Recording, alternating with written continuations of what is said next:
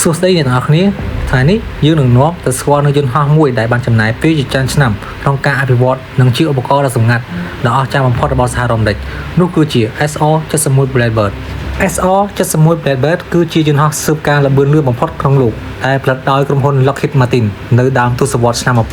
1960វាត្រូវបានរចនាឡើងដើម្បីអាចហោះហើរលើកម្ពស់ខ្ពស់និងល្បឿនលឿនយ៉ាងខ្លាំងដើម្បីជៀសវាងការចាប់បាននៅប្រព័ន្ធរ៉ាដានិងអាចគេចផុតពីមីស៊ីលបាន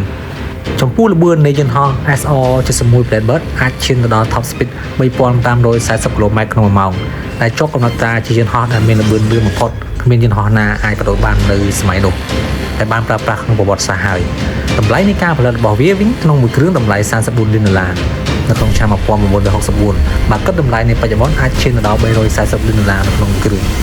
ដើម្បីអាចធន់នឹងកម្ដៅខ្ពស់ហោះលឿន SR-71 ត្រូវបានផលិតដោយដែកទីតានីមជាង 90% នៃទូខ្លួនរបស់វាដែលអាចទ្រាំទ្រនឹងកម្ដៅខ្ពស់ក៏ដូចជាបំពាក់នៅបច្ចេកវិទ្យាផ្សេងៗដែលធ្វើឲ្យវាដើរបានល្អក្នុងសារភាពហោះខ្ពស់និងជួបនៃអាកាសធាតុផ្សេងៗនៅលើលំហ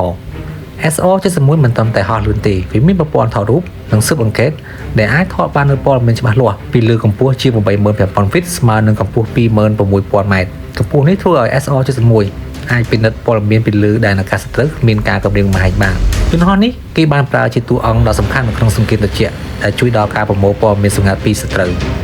យន្តហោះ SR-71 Blackbird គឺបានដាក់បម្រើនៅសេវាកម្មចាប់តាំងពីឆ្នាំ1966និងចូលនិវត្តន៍នៅក្នុងឆ្នាំ1998 SR-71 គឺជាយន្តហោះដែលអស្ចារ្យរបស់អ្នកវិទ្យាសាស្ត្រលើបច្ចេកវិទ្យាហោះហើរហើយយន្តហោះនេះគ្មានប្រវត្តិមីស៊ីណាអាចបាញ់ទម្លាក់ផងដែរក្នុងប្រវត្តិសាស្ត្រហោះហើររបស់វា